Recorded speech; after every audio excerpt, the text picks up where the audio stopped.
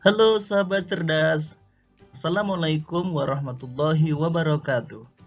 Pada kesempatan kali ini, kita belajar pada tema 1, organ gerak hewan dan manusia. Kita akan belajar lebih jauh tentang organ gerak hewan. Salah satu ciri dari makhluk hidup adalah bergerak. Lalu, tahukah kalian apa itu bergerak? Bergerak dapat diartikan berpindah tempat atau perubahan posisi sebagian atau seluruh bagian tubuh. Makhluk hidup akan bergerak apabila ada rangsangan yang mengenai sebagian atau seluruh bagian tubuhnya. Sahabat cerdas, coba amatilah gerakan pada manusia dan hewan tersebut. Manusia dan singa tersebut sama-sama melakukan gerakan berjalan. Manusia dan hewan menggunakan organ gerak untuk berjalan, berlari, melompat, memanjat, berenang, dan lain sebagainya. Dari tayangan tersebut, kita dapat mengetahui bahwa organ gerak hewan dan manusia memiliki kesamaan.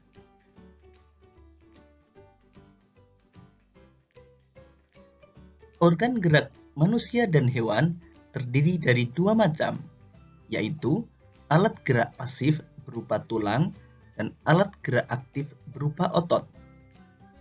Tahukah kalian mengapa tulang disebut alat gerak pasif? Tulang disebut alat gerak pasif karena tulang tidak dapat bergerak dengan sendirinya.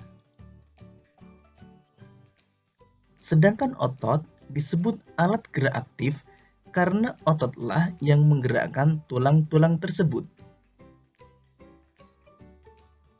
Jadi, tulang dan otot melakukan kerjasama untuk membuat hewan dan manusia dapat bergerak dan melakukan aktivitas sehari-hari.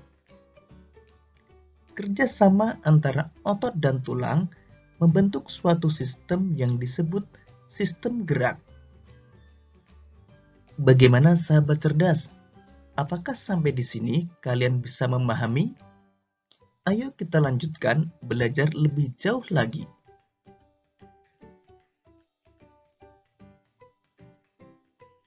Berdasarkan ada tidaknya tulang belakang, hewan dibedakan menjadi hewan vertebrata dan hewan avertebrata.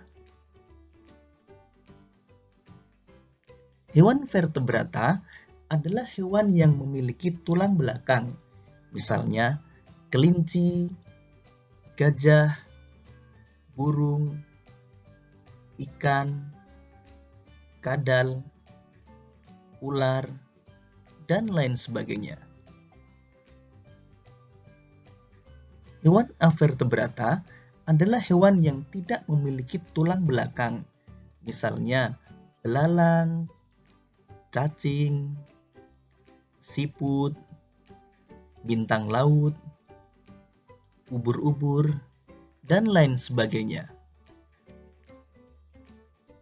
Sekarang, mari kita amati hewan vertebrata berikut ini. Kelinci dan gajah sama-sama bergerak menggunakan kaki. Namun, cara gerak kedua hewan tersebut berbeda. Kelinci bergerak dengan cara melompat, sedangkan gajah bergerak dengan cara berjalan. Kelinci memiliki tungkai belakang yang lebih besar dan panjang dari tungkai depan.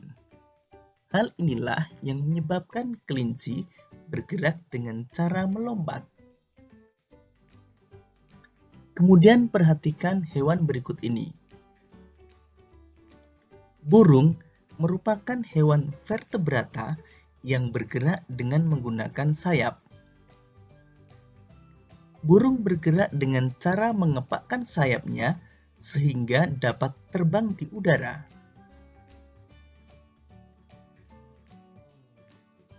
Sedangkan ikan memiliki organ gerak berupa sirip. Ikan bergerak dengan cara berenang. Sirip ikan terdiri dari sepasang bagian yang ada di kanan dan kiri, serta sirip ekor yang ada di belakang. Sirip-sirip ini bermanfaat agar ikan dapat bergerak ke arah depan. Ular dan kadal merupakan hewan yang bergerak dengan cara melata. Hewan melata adalah hewan yang bergerak dengan menempelkan perutnya ke tanah. Sekarang, mari kita pelajari alat gerak dan cara gerak hewan avertebrata. Belalang memiliki alat gerak berupa sayap dan 3 pasang kaki yang beruas. Karena memiliki alat gerak tersebut, belalang bergerak dengan cara terbang dan melompat.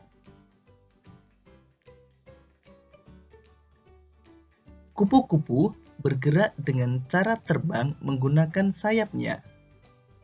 Selain kupu-kupu, hewan avertebrata yang bergerak dengan sayapnya antara lain lalat, nyamuk, dan lebah. Cacing tanah tidak memiliki alat gerak seperti kaki dan tangan. Namun, cacing tanah memiliki otot pada tubuhnya. Cacing tanah memiliki 2 macam otot, yaitu otot memanjang dan otot melingkar. Gerakan kedua otot itulah yang membantu pergerakan cacing tanah, bahkan hingga dapat menembus tanah.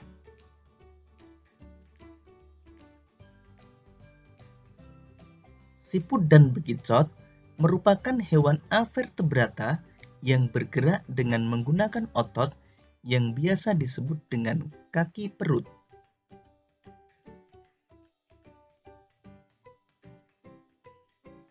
Bintang laut bergerak di dasar laut dengan cara merayap menggunakan kaki-kaki tabungnya.